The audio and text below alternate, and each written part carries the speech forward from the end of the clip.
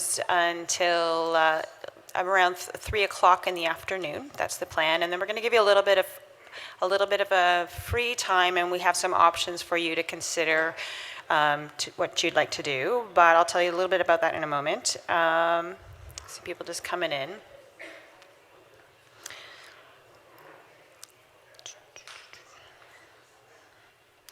So I know, thank you all so much for coming all the way to Canada and being guests here.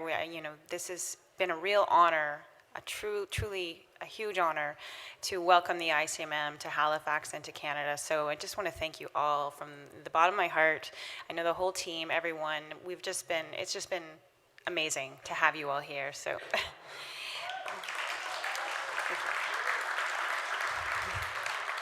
Thank you.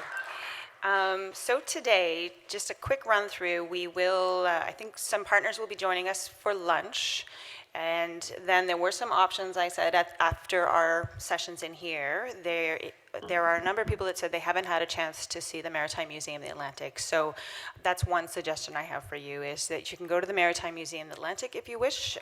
Just show them this. They would love to welcome you in. So you may go to the Maritime Museum of the Atlantic. Dan Conlon will be providing tours of Pier 21 here if you wish to have a tour, or you can do a self-guided tour if you wish of Pier 21, Canada's Immigration Museum.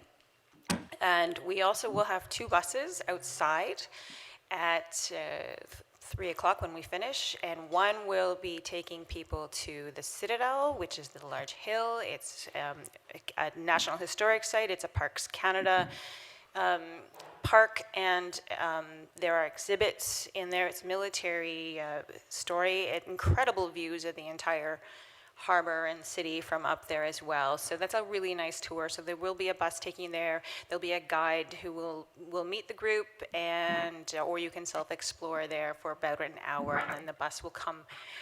You can either leave from there back to your hotels, because I know some people are staying close to Citadel. You can either leave directly, or if you're on the bus and it's leaving, it will come back to Weston, to this end, to take people. And then the third option will be a naval-themed tour.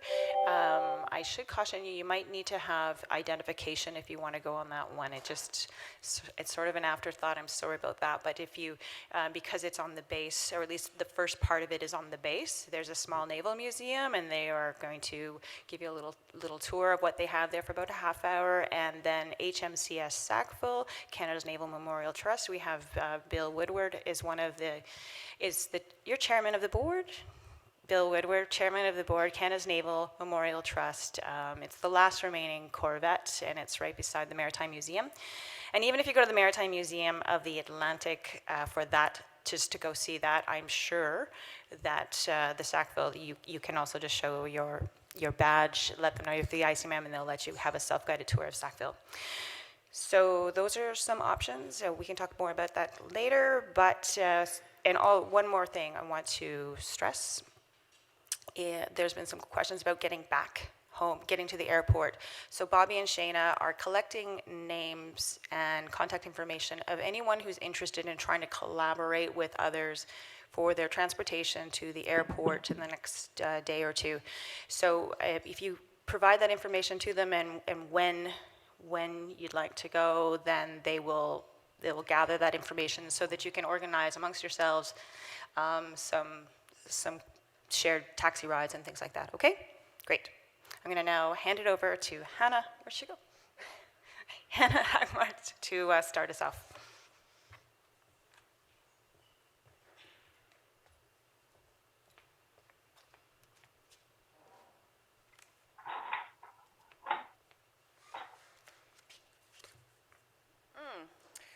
Well, good morning, everyone. So today we're going to talk about ships, and I think for most of us, ships are at the heart of what we do. We will have 4 speakers this morning session, and the first one, I think, needs very little introduction. It's Matthew Tanner, our president. So Matthew he trained as a maritime archaeologist, and he did some time, it sounds like he did something wrong there, in Scotland at the Fisheries Museum. and also spent some time in Liverpool before going to Bristol, where he's been since 2000, and really built up the SS Great Britain. And I think that shows a lot of stamina and also a constant flow of new ideas and new projects to keep building everything around SS Great Britain. And so, Matthew, the floor is yours, our president.